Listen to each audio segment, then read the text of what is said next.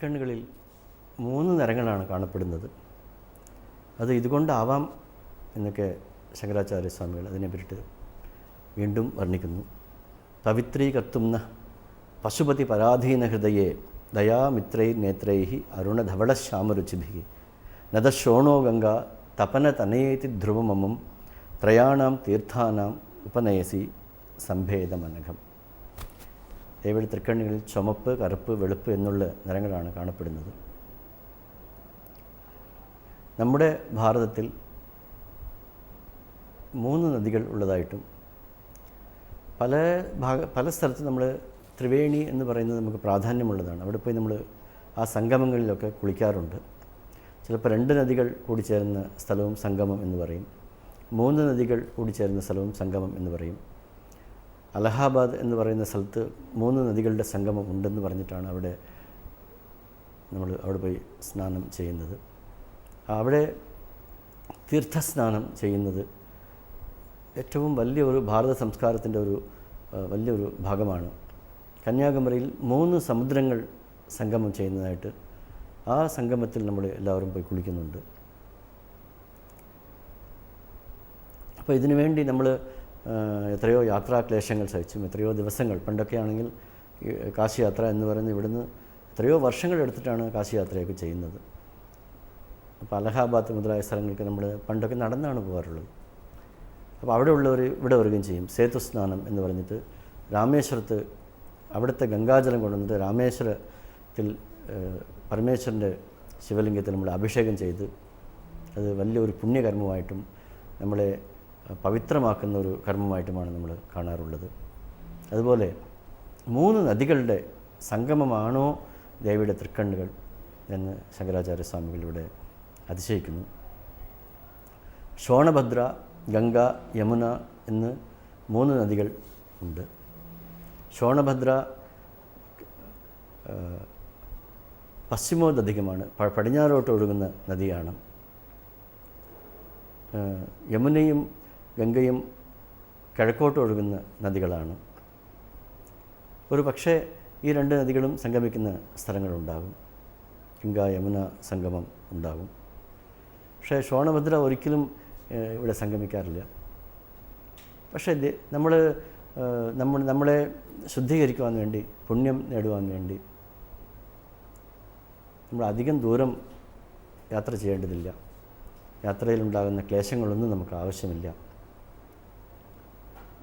എങ്ങനെയാണോ നദീസ്നാനം, തീർത്ഥാടനം നമ്മളെ പവിത്രീകരിക്കുന്നത്, അതുപോലെ പശുപതി പരാധീന ഹൃദയായിട്ടുള്ള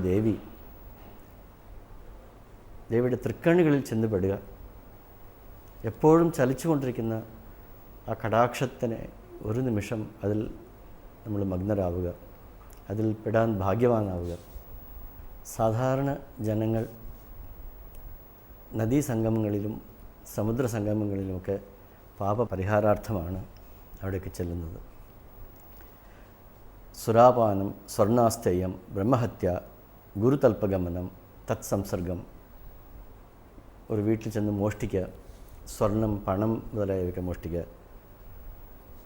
അതുപോലെ അറിഞ്ഞുകൊണ്ട് മദ്യപാനം, അതിലുള്ള അത്യാസക്തി, അതുപോലെ ബ്രാഹ്മണന്മാരെയും പശുക്കളെയും കാരണം കൂടാതെ കൊല്ലുക, അതുപോലെ ഗുരുതൽപ്പ ശയനം, ഗുരു കിടക്കുന്ന സ്ഥലത്ത് പോയി കിടക്കുക, ഗുരുവിനോട് അപമര്യാദയായിട്ട് പെരുമാറുക, കണ്ണുകൊണ്ട് നോട്ടം കൊണ്ട് പോലും അപമര്യാദ പാടില്ല.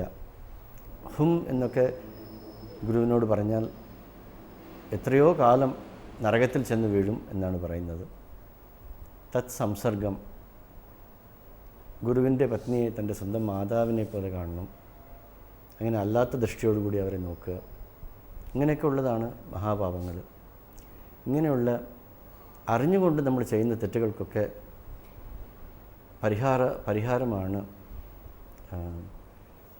നദീസ്നാനം, തീർത്ഥാടനം, ഉപവാസാദികൾ, പശ്ചാത്താപം, ഇങ്ങനെയുള്ള കാര്യങ്ങൾ.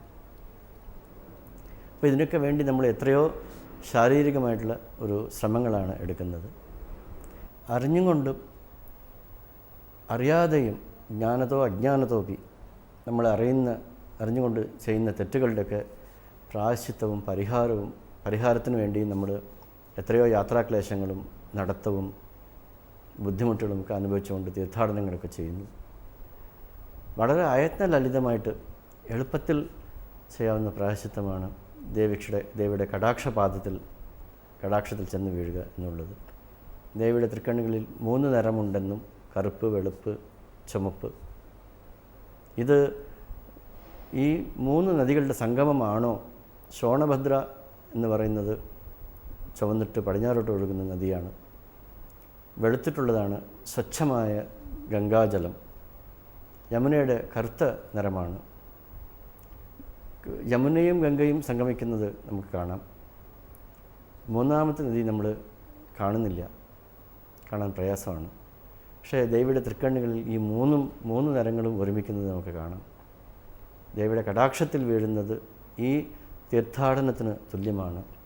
നമ്മൾ അറിഞ്ഞും അറിയാതെയും ചെയ്ത തെറ്റുകളെയൊക്കെ കഴുകിക്കളയാൻ ഇതിലും ഉത്തമമായിട്ടുള്ള മാർഗമില്ല. ഈ കടാക്ഷത്തിൽ വീണവർ, ഈ പാദത്താൽ അനുഗ്രഹിക്കപ്പെട്ടവർ മുക്തരാകും, ശുദ്ധരാകും, പരമശുദ്ധരായിട്ട് മാറും എന്നാണ്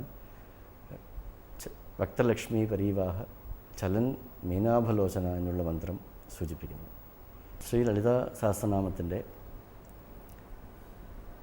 കേശാദിപാദാന്ത വർണ്ണന എന്നുള്ള ഭാഗമാണ് നമ്മളിപ്പോൾ ശ്രവിച്ചുകൊണ്ടിരിക്കുന്നത്. ദേവിയുടെ ഓരോ അംഗങ്ങളും അത് പ്രതിനിധാനം ചെയ്യുന്ന തത്വങ്ങളുമാണ് ഇതിൽ നമ്മൾ പറയുന്നത്. ഇതിൻ്റെ കൂടുതൽ വിവരങ്ങൾ വരുന്ന ദിവസങ്ങളിൽ നമുക്ക് കേൾക്കാം.